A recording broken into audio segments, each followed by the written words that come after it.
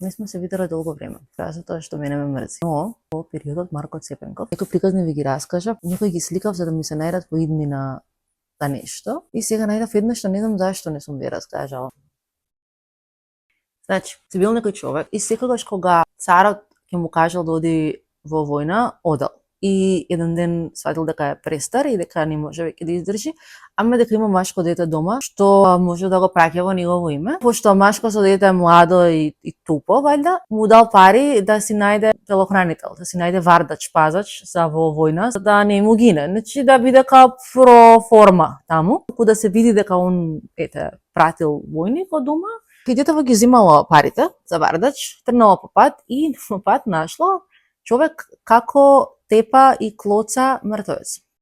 И му рекол, што правиш? Човекот му рекол, го тепам, затоа што ми дужеше пари дур беше жив. И детево му вика, низи нормален нема он да знае дека го тепаш. Кажува колку пари ти должал, човеков што тепа мртовец кажува точно таа сума што детево ја носи со него за да си најде вардач.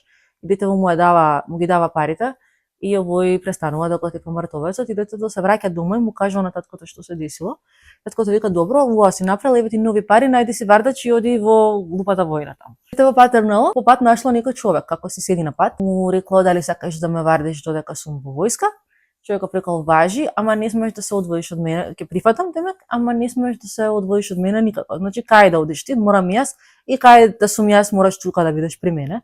И детето вика, добро, јонака се за тоа парите. На пат кон местото каде што е војната и дешавките, спиваат во некој ан, кој што го владеат 12 разбойници, каде што наоѓаат 12 кюпови со злато и ги оставаат таму, нема везе, и одат на локација. Кралот таму го бендисува детево и сака да го направи кралски царски зет. Детево вика да го прашам вардачот прво и вардачот му вика, добро, ама кој ќе ти ја спрема таму собата за со невестата, за прва брачна ног, и ја морам соба до твојата, значи само платно да не дели. Детево така прифаќа и вечерта треба да оди да преспие со невестата, но невестата и царот знае дека има во срцето 3 змии.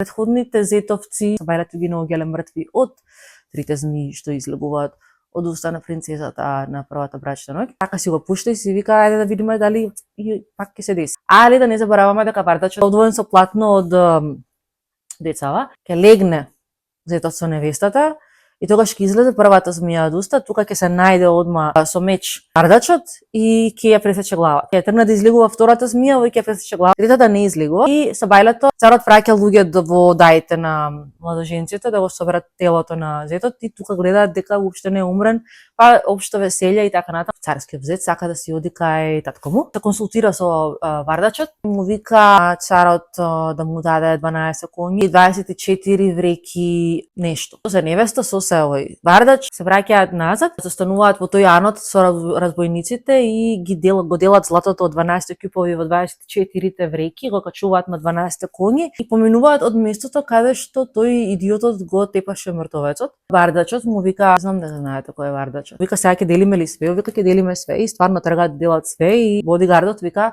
невестата ќе ја делиме ли? И овој вика, не можеме да ја делиме као невестата. Па сега заедно ја фативме невестата, мора да ја поделиме. Еве фати ја ти за едната рака и ја за другата рака и дури така збунет ќе го начека. Ќе ја фатат невестата за две раце, можам да ја делат со меч на пола и од страв третата змија ќе излета од устата на невестата и уствари бодигардот немал никаква намера да ја дели невестата на пола, него сакал да исплаши змијата за да му биде безбедно. И му вика, сега зими си го цело злато, зими си ја невестата и коњите и оди си дома. Јас сум мртовецот што оној го тепаше и ти плати да не ме тепаат. И си влегол во гробот и си умрел. Ваljda пак, а детево си отишло среќно дома. Драго ми беше ова приказна од нашето подземје и да се надеваме дека нема толкава пауза да направам до следната приказна.